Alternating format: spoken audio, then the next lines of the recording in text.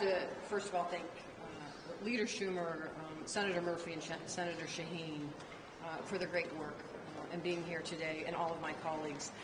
Let me just say this. Let me bring this home a little bit. I was just at the border. It was not my first time at the border, but I was in the Tucson sector. It's 262 miles of border, and it is probably the busiest and most dangerous. And I met with the customs agents down there. I met with ICE. I met with the Border Patrol agents.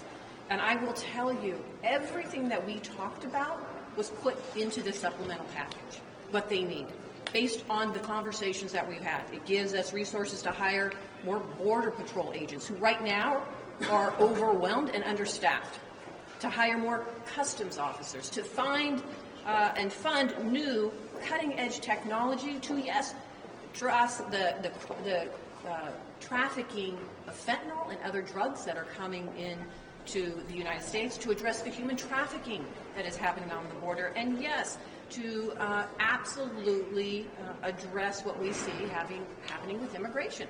To put in process an orderly and fair process.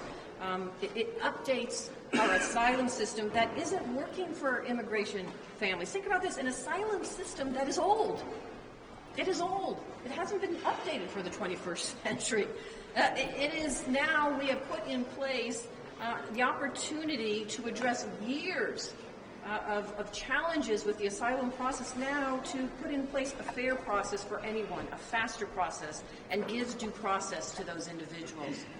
The legislation also creates 250,000 new visas to help reunite families and encourage legal immigration. Is there more work to be done to fix our broken immigration system? Absolutely, absolutely. But this bill is an important first step. Doing nothing is not the answer. At the same time, passing this bill will get vital aid to our partners in Ukraine and Israel and Taiwan, as you've heard from my colleagues, while delivering humanitarian assistance to innocent Palestinian civilians. Let me just say this. Why shouldn't we secure our border, along with providing aid to other allies who want to secure their border? Why are my Republican colleagues refusing to do just that? For months, Republicans have said that we need to secure our border, as you have heard over and over again. You walk the halls, you know this, more so than the American public, the people in my town and across this country. But what we all know is they have always had an excuse. I will be the first to say I was cynical. I thought when we started this process, there's no way we're going to get Republicans on board, because they don't want to solve this problem. They want to use it for campaign purpose. They want to be beholden to former President Trump. They'd rather serve him than the American public. I was cynical.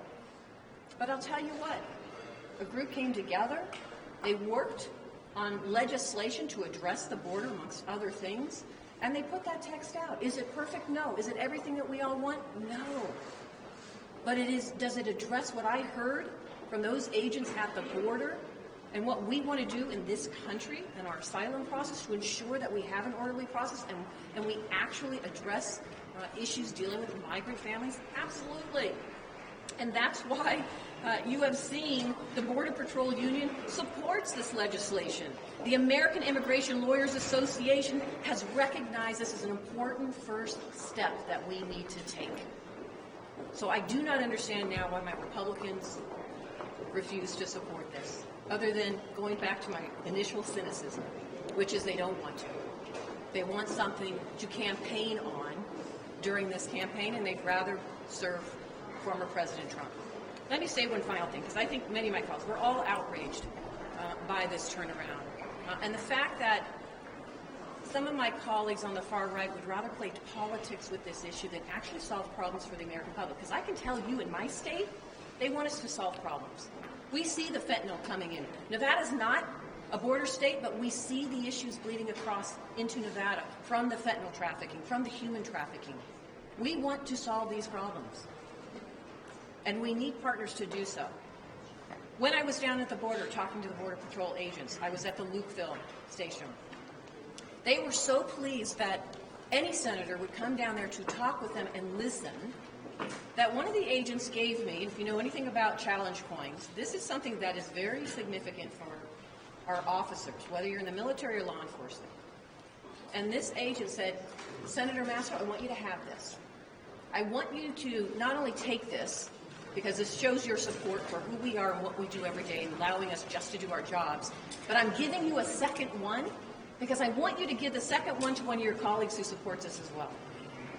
I will tell you, unfortunately today, not one of my Republican colleagues is getting this. And if they do have one that is sitting in their office, then they better be talking to their Border Patrol agents why they're not supporting this legislation.